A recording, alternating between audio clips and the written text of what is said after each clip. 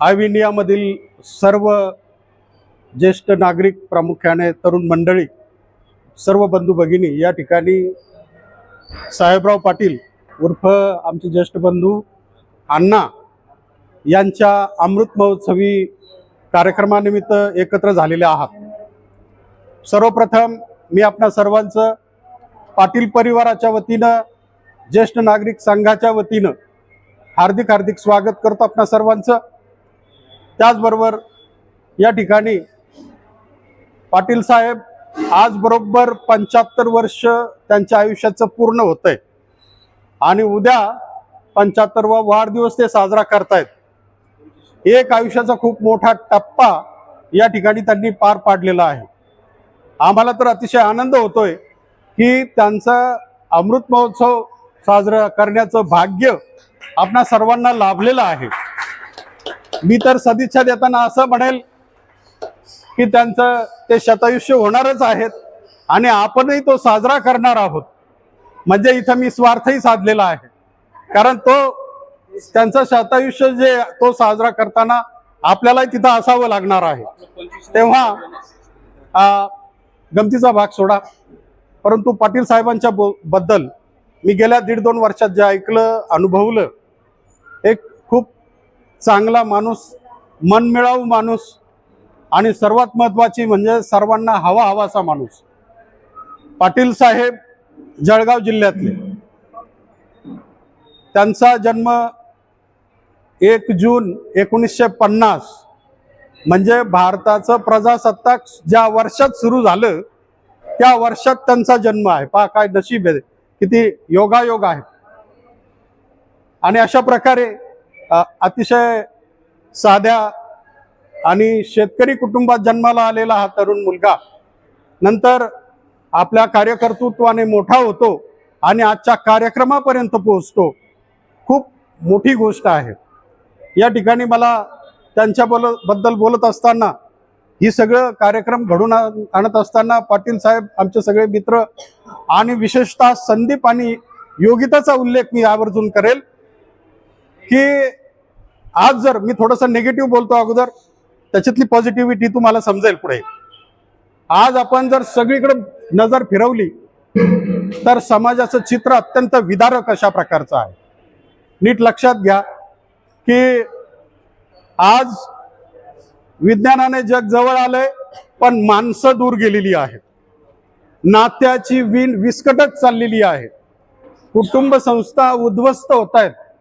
वृद्धाश्रमांची संख्या वाढते आहे आणि अशा परिस्थितीमध्ये या तरुण पिढीला त्यांच्या कुटुंबातल्या आपल्या अण्णांचा हा अमृत महोत्सव साजरा व्हावा आणि त्यांच्याबद्दलची कृतज्ञता आपल्याकडून व्यक्त व्हावी हे वाटलं, हे अत्यंत महत्त्वाचं आहे माझ्या दृष्टीनं। त्यांनी समाजाच्या दृष्टिकोनातून एक चांगला आदर्श असा वस्तुपाठ या ठिकाणी त्यांनी घालून दिलेला आहे। आम्हाला तर त्या कुटुंबातली मुलं म्हणून त्यांचं कौतुक वाटतं। संदीपशी मी चर्चा करत असताना, अरे बाबा एवढं सगळं नकोय, कशाला करतो एवढं सगळं, आम्ही आमच्या परीनं करतो, तुम्ही फक्त सहभाग द्या। पण तो अजिबात हटायला तयार नाही। त्यांनी सांगितलं की आमच्या दोघांचं असं ठरलेलं आहे सर की आम्हाला अशा पद्धतीनं हा सगळा साजरा करायचा। योगिताचं योगदान अजिबात नाकारता येणार नाही, तीही मागे नाही। तेव्हा मुलगा तर आपला असतो, थोडं स्पष्ट बोलतो, पण सुनबाई परक्या घरातून आलेली असते, पण तिला जेव्हा आपले सासू सासरे हे आपले आईवडील वाटतात, पुढच्या पिढीच्या दृष्टीनं अत्यंत महत्त्वाचा आदर्श असा वस्तुपाठ त्या दोघांनी घालून दिलेला आहे। आपण म्हणतो जग वाईट आहे, वाईट आहे, पण माझं मत असं आहे की वाईटामध्ये सुद्धा खूप चांगलं आहे आणि त्यामुळेच हा जो जागतिक व्यवहार आहे हा सगळा सुरू आहे। मानवी जीवन हे या ठिकाणी या निमित्ताने सुसह्य होत आहे। पाटील साहेबांच्या बद्दल बोलत असताना अतिशय प्रतिकूल परिस्थितीतून शिक्षण घेऊन, उच्च शिक्षण घेऊन जळगावच्या जिल्ह्याच्या दूध संघामध्ये त्यांनी एक अधिकारी म्हणून काम केलं आणि ते काम करीत असताना अत्यंत नम्रपणे, अतिशय एकनिष्ठेनं आणि प्रामाणिकपणे त्यांनी हे काम केलेलं असल्यामुळे निश्चितपणे त्याही ठिकाणी ते सर्वांच्या दृष्टीनं लोकप्रिय होते, समाजप्रिय होते आणि संस्थाप्रिय होते. मी त्यांचा एक किस्सा त्यांच्या नोकरीतला असा ऐकला की जिल्हा फेडरेशन, मलाही माहिती आहे, जरी मी जळगाव जिल्ह्यातला नसलो तरी पेपरमधून बऱ्याच त्या काळामध्ये यायचं वाचनात आलेलं होतं की ते जे फेडरेशन आहे ते त्या ठिकाणी बरखास्त झालं आणि ते संचालक मंडळ बरखास्त झाल्यानंतर त्या ठिकाणी प्रशासक आला आणि नॅशनल फेडरेशनकडे ती संस्था ताब्यात गेली.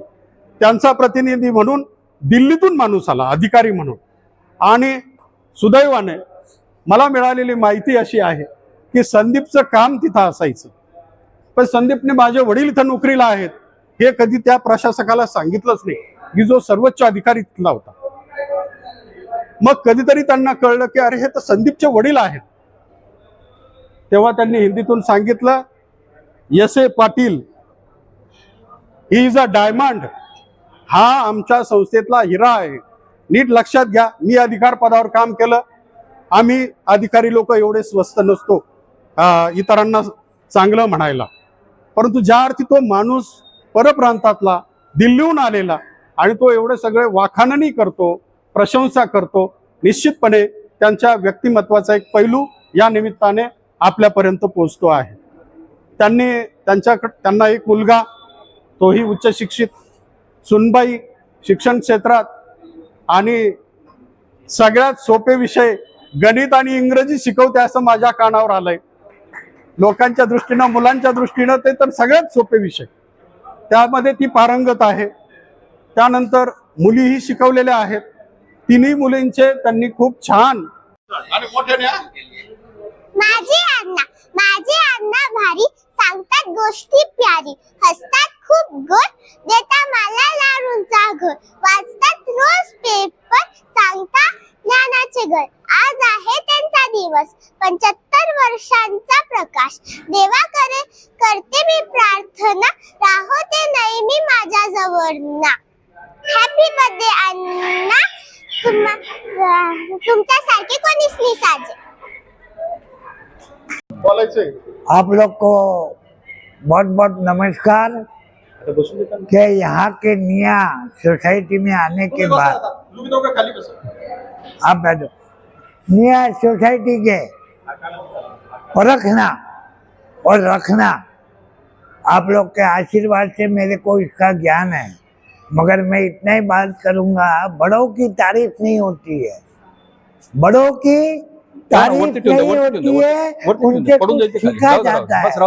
मैं इतना खतरनाक आदमी हूँ, अगर मेरे को शांत किया है तो हमारे पाटिल साहब ने किया है. कुछ आदत मेरी खराब थी, सुधर गई, और वाकई में ये कारण है, डायमंड जुबली बोलते हैं इसको, 75वां साल डायमंड जुबली, और आज ललिता पंचमी है, और शालिनी जैसी धर्मपत्नी, ये राव साहब की साहेबी और शालिनी की शीतलता कायम रहे.